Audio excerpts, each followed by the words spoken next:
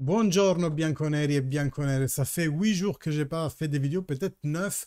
L'actualité de la Juventus a été bien pétillante, mais moi, entre la parentalité et mon travail, assez peu de temps en ce moment, donc vous comprendrez. Néanmoins, aujourd'hui, je vous fais deux vidéos l'une derrière l'autre. Après, je les relâcherai peut-être sur la chaîne, une aujourd'hui et une dimanche, on va dire. Ben, aujourd'hui, on va faire le récap de ce qui s'est passé sur le mercato. Et puis, dans l'autre vidéo, on va commenter ensemble les mots de Thiago Motta qui étaient déjà présentés. Dans les deux, je ne vous donne pas d'infos. Vous savez, ça, les journalistes le font très bien, mais c'est surtout pour commenter, vous donner mon avis et puis que vous me donniez les vôtres dans les commentaires. D'ailleurs, n'oubliez pas de vous abonner à la chaîne si ce n'est toujours pas fait. Et puis, like, commentaire, toutes ces interactions font comprendre à YouTube que mes vidéos sont intéressantes, donc les montrent à plus de monde et donc on grandit.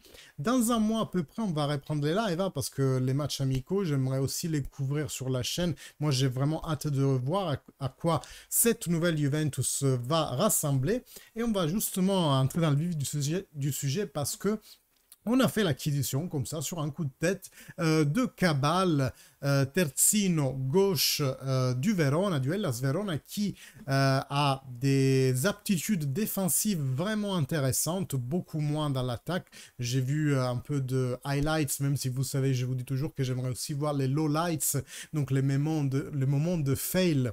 Je crois que même contre nous, il avait fait un fail assez important la saison dernière. Mais voilà, j'ai vu des belles choses d'un point de vue défensif. C'est vraiment quelqu'un qui touche la ligne. Donc attention, ça n'est pas un remplacement pour l'échec, mais on parlera par la suite de Calafiori parce que échec, je ne sais pas trop. On va voir, on va voir.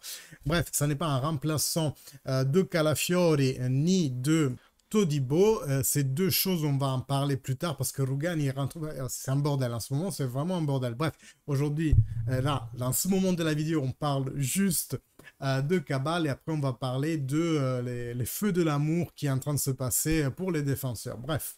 Donc la Juve avait besoin d'un terzino gauche et il allait le prendre. C'est le cinquième joueur que la Juventus rentre dans cette session de mercato. Pourquoi 5? Parce que je compte Adzic en fait que avait été comment dire bouclé dans la session de décembre mais effectif que en ce juillet. Et puis De Gregorio, Koopmeiners, non, Koopmeiners il est à venir, par contre, je voulais dire David, ah, je vais y arriver, Douglas Luiz et Kefren Turam.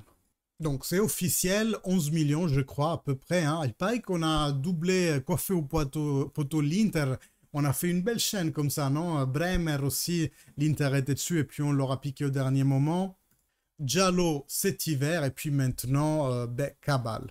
Oh, passons à la saison 3 des Feux de l'amour. Alors, vous le saviez, la Juventus avait fait un fort forcing sur Calafiori. Le Bologne avait dit non parce que vous nous avez piqué Thiago Motta, donc il nous faisait la gueule, boubou, on est triste. Bref, le Bologne devait clôturer avec l'Arsenal pour Calafiori, mais ça n'est toujours pas fait. Donc, il y a un problème. La Juve en ce moment regarde, mais peut-être déjà travaille dans le sous-bois parce que, comme on le sait, parce qu'elle ne clôt pas la négociation pour Todibo. Donc, vu qu'elle laisse, disons, un peu du temps pour clôturer Todibo, on pourrait se dire peut-être qu'ils attendent une faille dans la négociation entre Arsenal et Bologne. Je sais que l'Arsenal veut revoir la négociation qui avait été convenue par le Bologne. Mais en attendant, le Bologne lui-même nous demande Rugani. Alors, qu'est-ce qu'elle va faire, la Juventus? Elle va jouer dans la cour de maternelle. Là, vous nous avez pas voulu vendre Calafiori, nous, on vous donne pas Rugani. Non, parce que la Juventus a besoin aussi de, disons, délester un peu l'effectif. Rugani va vers l'âge de l'hypermaturité, limite il va tomber de l'arbre.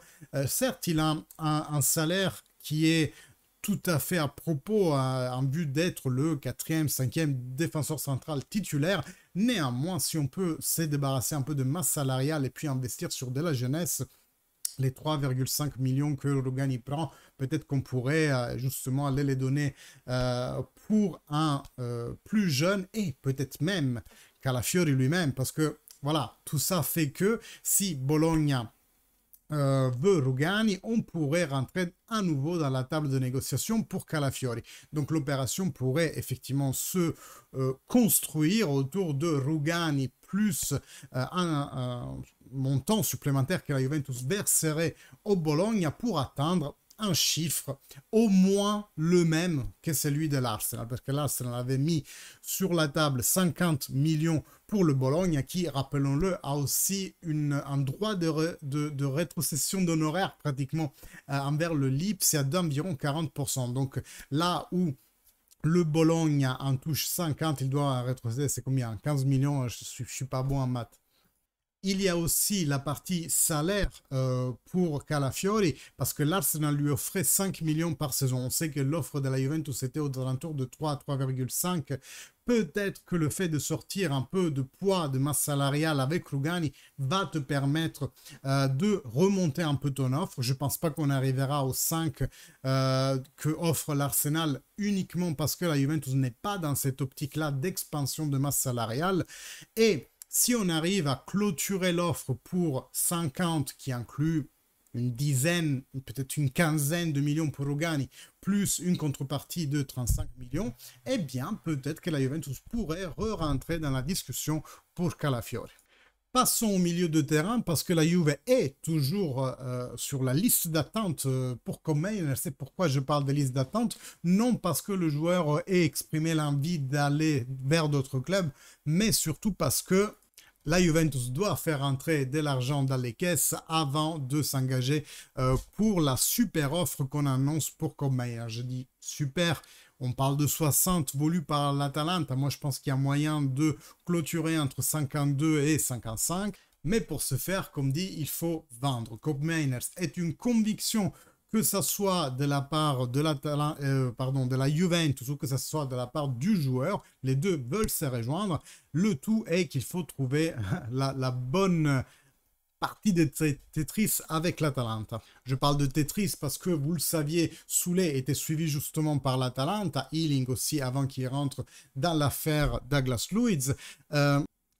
Mais on pourrait aussi faire qu'avec du cash si on arrive à en avoir. Et justement, Soulé lui-même rentre dans un autre triangle amoureux, cette fois qui voit Leicester et la Roma. Le Leicester, il a fait une offre de 35. Alors là, attends, je vais vérifier. Et non, c'était 25. Leicester a offert 25 millions. C'est assez peu. Hein. Moi, j'en ai un peu marre de voir toujours quand on vend, on va vers le bas et quand on achète, on va vers le haut. Je comprends pas. Soulé, il a une certaine expérience dans la Serie A, surtout, certes, mais il a joué un peu en national. Je ne vois pas pourquoi cette évaluation de 25 pour Mathias Soulé. Bref, la Juventus aurait demandé à la Roma, s'ils sont intéressés aux joueurs, d'aller au-delà de cette offre. Donc, non pas seulement s'aligner sur cette offre du Leicester, mais vraiment la surpasser. Aujourd'hui, on parle de 25 plus 5 de bonus.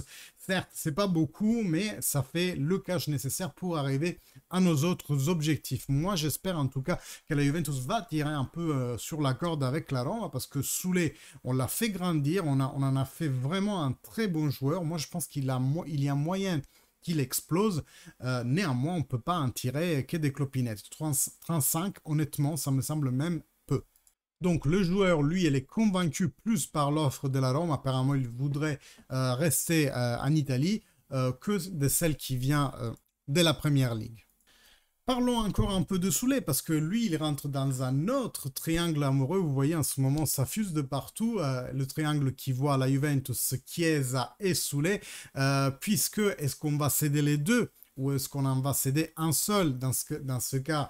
Est-ce que c'est Federico qui semble refuser un peu toutes les offres qu'en ce moment lui ont été proposées par son agent Fali Ramadani et qui semble un peu plus aujourd'hui destiné à rester à la Juventus. Pourquoi il semble plus destiné?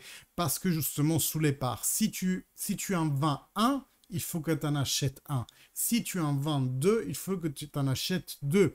Et nous savons que du côté des entrées, aujourd'hui, sur ce côté-là, il y a juste un peu l'option Sancho, mais qui est en train de se refroidir justement parce qu'on ne sait pas si les deux Soulé et Chiesa vont partir ou si un seul. Moi, si j'étais Giuntoli, j'irais direct sur Sancho. Pourquoi? Parce que de toute façon, l'un des deux va partir, c'est sûr. En tout cas, si Chiesa reste, moi, ça me semble vraiment vital dès la fin du mercato d'aller renégocier avec lui, cette fois vraiment poser les points sur la table, sinon c'est la tribune, de imposer un renouvellement pardon, de 1 an au contrat, parce qu'il rentre dans l'année où dans 6 mois, il pourra discuter avec un autre club et se libérer à paramètre zéro dans 1 an. Vu qu'on l'a acheté 60 millions, ça serait vraiment une grosse perte pour la Juventus. Je ne voudrais pas qu'on arrive, encore une fois, à recalquer les pas de Paulo Dybala. Sinon, avec une petite cerise sur le gâteau, on parlera demain de Rabiot, justement, quand on parlera de la conférence de presse de Thiago Motta, mais la petite cerise sur le gâteau, c'est le retour de Kostic et Vlahovic aujourd'hui à la Continas. L'un a reçu vraiment une investiture importante de la part de Thiago Motta, et je ne parle pas de Kostic, c'est bien entendu Vlahovic, mais l'autre Serbe, le Serbe, disons, que l'on ne veut plus et qui nous a assez déçus la dernière saison, eh bien celui-ci, il reste, disons, un point d'interrogation énorme. Lui, comme tant d'autres, hein, par exemple Arthur, McKennie, des joueurs dont on doit se débarrasser. D'ailleurs, la conférence de presse... Je ne sais pas si c'est pendant la conférence de presse ou si j'ai lu ça ailleurs, mais dans tous les cas, McKennie et Kostic ne devraient pas partir pour la retraite, pour les jours que la Juventus va passer à Nuremberg pour faire sa préparation. En attendant, comme dit, demain, on parlera des Rabiot pendant que on parle de la conférence de presse de Thiago Motta et Giuntoli. Moi, il ne me reste qu'à vous souhaiter une bonne soirée. Abonnez-vous si ce n'est toujours pas fait, like et commentaire pour faire diffuser le plus possible la vidéo. Bonne soirée et fino alla fine, forza Juve. Ciao.